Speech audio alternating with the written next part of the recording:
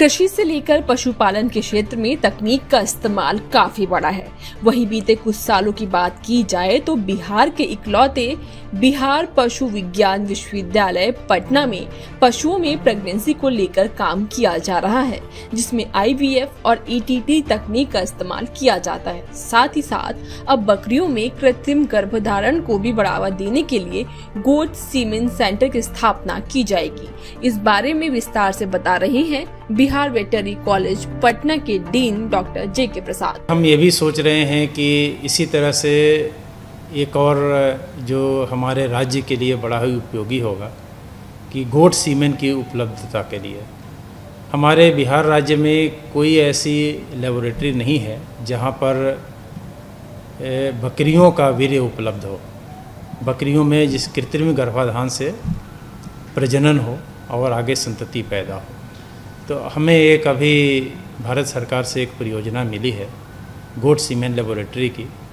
Laboratory हमने लगभग तैयार कर लिया है और बहुत जल्दी इस साल के अंत तक हम वीर्य उत्पादन का भी कार्यक्रम शुरू कर देंगे बकरियों का। और प्रथम चरण में हम मुख्य रूप से ब्लैक बंगाल जो हमारे बिहार की बकरियां हैं, इस राज्य में सबसे ज़्यादा इसका मांस खाया जाता है, पसंद किया जाता है।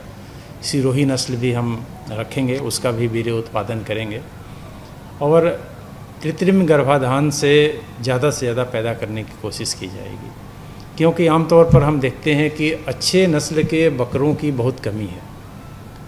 तो इसलिए हम अच्छे नस्ल के बकरों को अपने यहाँ रखेंगे, उससे वीर्य उत्पादन करेंगे और फिर लोगों को ट्रेंड करके हम कृत्रिम गर्भाधान में, बकरियों के कृत्रिम गर्भाधान में ट्रेनिंग भी देंगे और जिससे कि ज़्यादा से ज़्यादा बकरी पालन में आगे बढ़ सके। तो बिहार में कृत्रिम गर्भाधान की क्या स्थिति है, अगर गाय की बात करें या बकरियों की बात करें? बकरियों में तो बहुत कम है, क्योंकि कुछ अभी एक गोट सीमेन लेबोरेटरी मथुरा में है, तो वहाँ से कुछ वीर्य मंगाया जाता है। तो कहीं कहीं कुछ जो पशुपाल लोग शौकीन जो हमारे किसान हैं वो करते हैं, बहुत ज़्यादा नहीं है।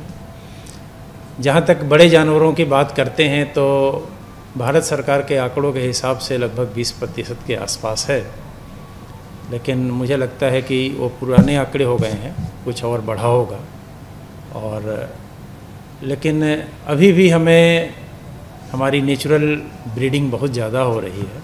ज़्यादा से ज़्यादा हमें कृत्रिम गर्भाधान को एडॉप्ट करना चाहिए, प्रचार प्रसार करना चाहिए, क्योंकि जब तक ज़्यादा से ज़्यादा पशु कृत्रिम गर्भाधान विधि से गर्भित नहीं होंगे तब तक ज़्यादा से ज़्यादा हम दुग्ध उत्पादन नहीं कर पाएंगे। कब तक से गोट सीमेन सेंटर खोलने की? नहीं, जो गोट सीमेन सेंटर की जो बात करते हैं, इस साल के अंत तक हम सीमेन का उत्पादन, वीर्य उत्पादन करना चालू कर देंगे। लेबोरेटरी हमारी लगभग तैयार है, बन करके तैयार है और जल्दी ही हम उस पर कार्य शुरू करेंगे।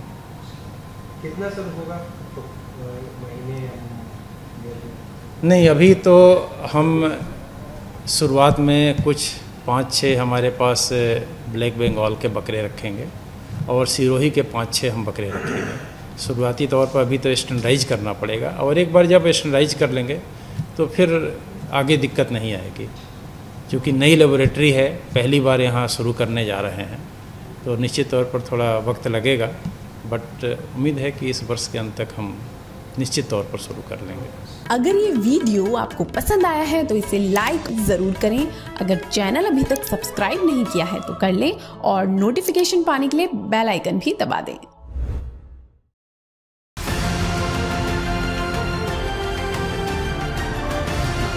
किसान तक खाना है तो उगाना है, किसान तक खाना है तो उगाना है, किसान तक खाना है तो उगाना है, किसान तक खाना है तो उगाना है, किसान तक खाना है तो उगाना है, किसान तक खाना है तो उगाना है।